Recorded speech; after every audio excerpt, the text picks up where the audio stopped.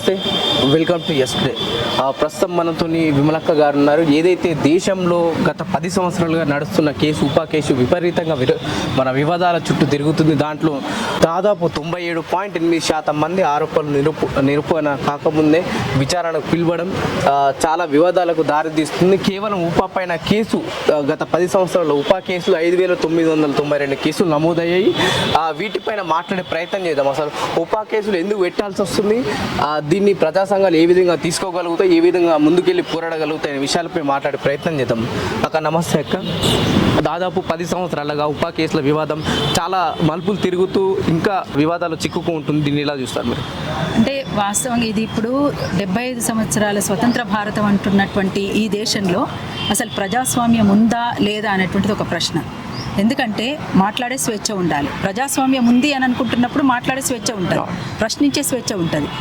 ఏ ప్రభుత్వాలు అధికారంలో ఉన్నా ఆ ప్రభుత్వాలు చేసేటువంటి తప్పిదాలను ఎత్తి చూపడానికి ఒక ప్రజా ప్రతిపక్షం అనేటువంటిది ఖచ్చితంగా ఉంటుంది, ఉండాలి కూడా. ఉంటేనే వాళ్ళ పొరపాట్లు తెలుసుకోగలుగుతారు, వాటిని సరిదిద్దుకొని మరింత ముందుకు సాగడానికి అవకాశం ఉంటుంది. నిజంగా ప్రభుత్వాలు ప్రజల గురించి ఆలోచించి ప్రజల క్షేమాన్ని దృష్టిలో పెట్టుకొని ప్రజలకు సంబంధించినటువంటి అంశాల్లో అన్ని విషయాల్ని పరిగణలోకి తీసుకొని తప్పనిసరిగా ప్రజలకు సంబంధించినటువంటివన్నిటిని కూడా సమస్యలు పరిష్కరిస్తే అసలు ప్రజా ఉద్యమకారులు అనేటువంటి సమస్యనే లేవనెత్తదు కదా. కానీ ఇవాళ ప్రజల పక్షాన నిలబడి ప్రశ్నిస్తున్నటువంటి గొంతులని, మాట్లాడుతున్నటువంటి గొంతులని, రాస్తున్నటువంటి వాళ్ళని అణిచివేయడంలో భాగంగానే ఊపా కేసులు ముందుకు తీసుకొస్తున్నారు. ఈ ఊపా కేసులలో పోయిన సంవత్సరం మనం ఇక్కడ చూసాం తెలంగాణలో 150 మంది పైన ఊపా కేసులు. అందులో నేనున్నాను, సంధ్య ఉంది, పిఓడబ్ల్యూ సంధ్యక ఉంది, అట్లనే ఇంకా అరుణోదయకు సంబంధించినటువంటి మాతో పాటు మోహన్ అనేటువంటి కామ్రేడ్ కూడా ఉన్నాడు. ఇట్లా వాళ్ళతో పాటు హరగోపాల్ సార్ నుంచి మొదలుగా 150 మంది. విచిత్రం ఏమిటంటే ఈ 150 మందిలో 3 చనిపోయిన వాళ్ళ మీద కూడా పెట్టారు, అట్లనే ఇంకా కొంతమంది జైల్లో ఉన్న వాళ్ళ మీద పెట్టారు. అంటే అసలు ఊపా కేసులు పెట్టడం అనేటువంటిది అంటే ఒక భయానక వాతావరణాన్ని సృష్టించడానికి, ఒక టెర్రరైజ్ చేయడానికి, మిగతా వాళ్ళు ఎవరు కూడా ప్రజా ఉద్యమాల వైపు మొగ్గు చూపకుండా ఉండడానికి. కానీ మీరు చేస్తున్నటువంటి తప్పులను కప్పిపుచ్చుకోవడానికి ఇతరుల మీద నింద వేయడం ఏమిటి? అసలు రాజద్రోహము, దేశద్రోహం అనేటువంటి కేసులు ఇవాళ దేశానికి ఎవరైతే నష్టం కలిగిస్తున్నారో, అంటే బహుళజాతి కంపెనీలకి ఇక్కడ ఉన్నటువంటి వనరులన్నింటినీ దోచిపెడుతూ, ఆదివాసీల హక్కులను కాలరాస్తూ, ఇంకొక వైపు మహిళా సంఘాలపైన, అన్ని సంఘాలపైన, హక్కుల సంఘాలపైన నిర్బంధాన్ని కొనసాగిస్తున్నటువంటి తీరుకు నిరసనగా ఇక్కడ ఉద్యమాలు కొనసాగుతున్నాయి. ఎందుకొక్క ప్రతిసారి ప్రొఫెసర్ల మీద కావచ్చు, లాయర్ల మీద కావచ్చు, మీలాంటి ఉద్యమకారుల మీద ఈ కేసులు ఎందుకు పెట్టాల్సి వస్తుంది? ఎందుకంటే చాలా వరకు ఒక ముద్రేసి, మీరంటే అర్బన్ నక్సల్స్ అని ఒక ముద్రేసి ప్రభుత్వాలు ముందుకు తీసుకెళ్తున్నాయి. ఈ అర్బన్ నక్సల్స్ అని ఈ పదాన్ని మీరు ఎట్లా తీసుకుంటారు? అసలు అర్బన్ నక్సలైట్ అంటే విచిత్రం ఏమిటంటే ఎవరు వాస్తవాల్ని మాట్లాడితే వాళ్ళు నక్సలైట్లు అంటున్నారు. అఫ్కోర్స్ కానీ అండి, మరి ఏం చేస్తాం? అంటే నక్సలైట్ అనేటువంటి పదమే ఇబ్బందికరము అనేటువంటిది వాళ్ళు భయపడుతున్నప్పుడు నక్సల్బరీ ఉద్యమంలో భాగంగా నక్సలైట్గా ఆవిర్భవించినటువంటిది మనం అందరం తెలుసు. అంటే అది దేనికోసం జరిగింది? న్యాయం కోసం జరిగినటువంటి పోరాటం, ఒక విప్లవాత్మకమైనటువంటి మార్పు కోసం.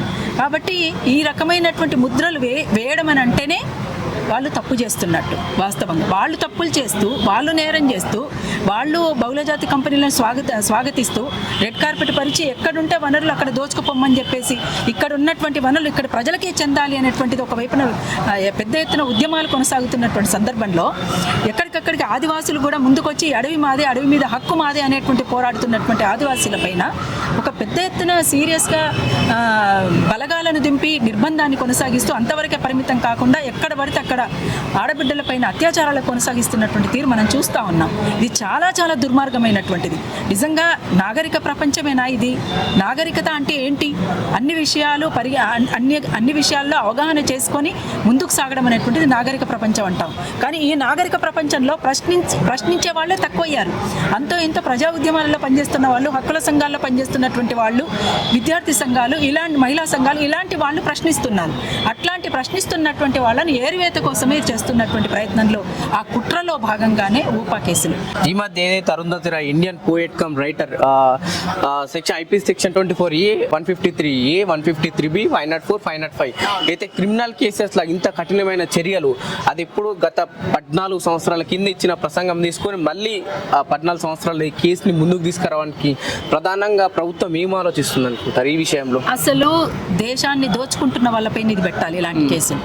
దేశాన్ని దోచుకుంటున్నటువంటి వాళ్ళను కాపాడుతున్నటువంటి వాళ్ళ మీద పెట్టాలి ఇలాంటి కేసులు. అతి భయంకరమైనటువంటి నేరాలు చేసినటువంటి వాళ్ళపైన పెట్టాలి కేసులు.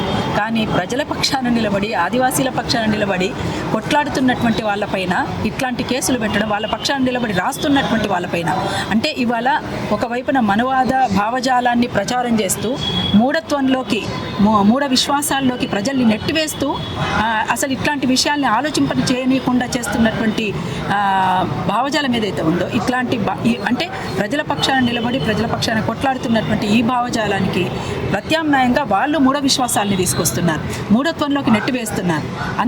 దానికి సంబంధించినటువంటి విషయంలో మేమంతా కూడా పోరాడుతూ ఉన్నాం.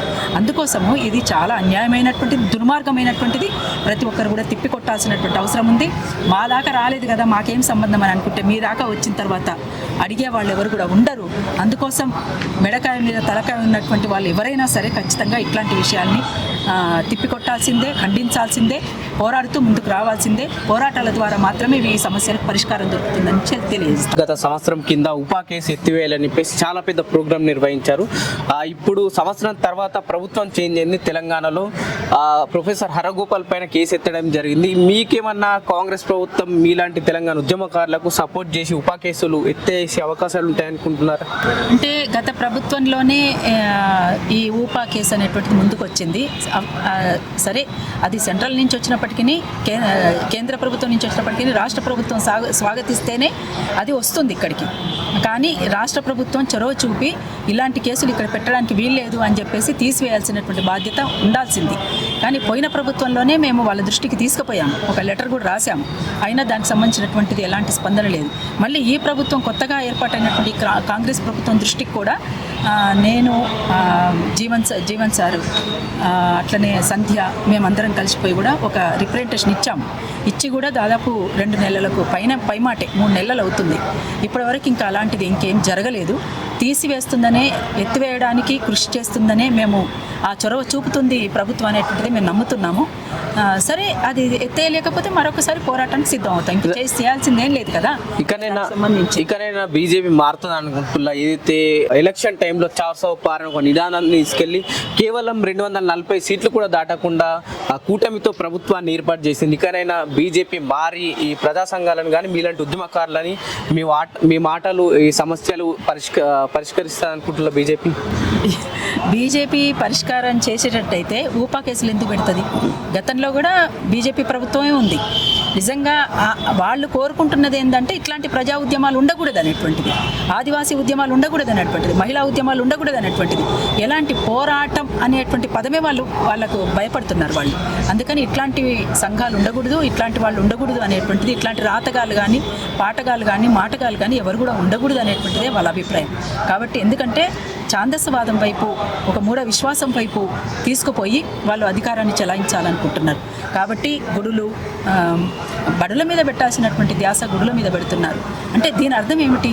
ఎటువైపు తీసుకుపోతున్నారు అనేటువంటిది కూడా మనం ఆలోచించాలి. సరే, ఎవరి విశ్వాసాలు వాళ్ళవి, ఎవరి వ్యక్తిగత విశ్వాసాలవి, ఎవరిని మొక్కుతారు ఏంటి అనేటువంటిది వాళ్ళ వ్యక్తిగతానికి సంబంధించినటువంటిది. కానీ పాలకులే ముందుకొచ్చి ఇవన్నీ చేయడం అనేటువంటిది మాత్రం సరైంది కాదు. ఇది ప్రజల సొమ్ముని ప్రజలకు వెచ్చించాలి.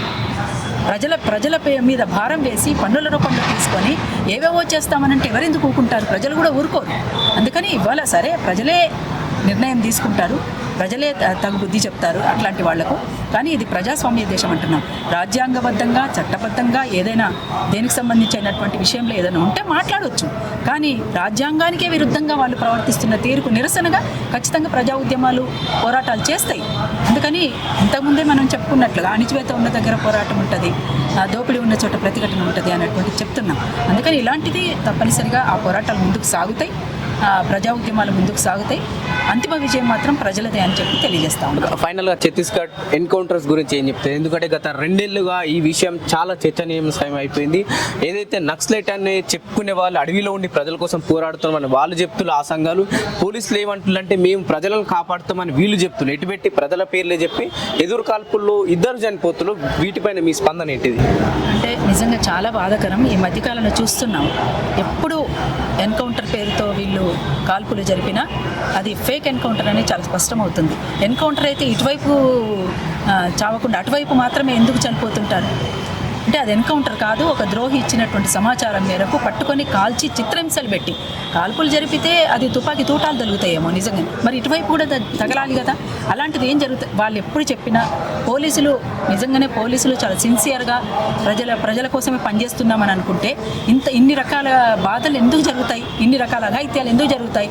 నిన్నగాక మొన్న ఒక 6 సంవత్సరాల అమ్మాయి పైన అత్యాచారం చేసి చంపినటువంటి మనిషిని పట్టుకునేటువంటి పరిస్థితిలో లేదు.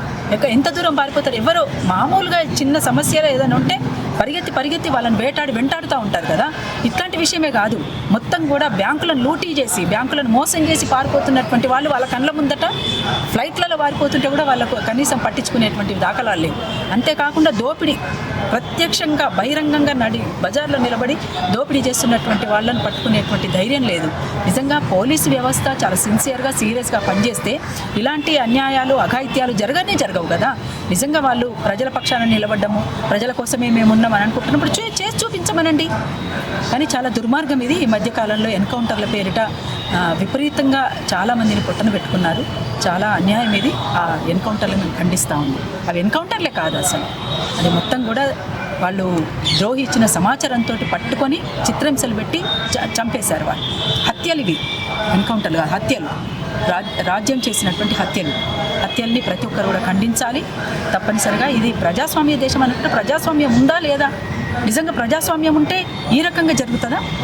నిజంగా పట్టుకుంటే కనుక మీరు అరెస్ట్ చేసి జైల్లో పెట్టండి, కోర్టులు చూసుకుంటాయి.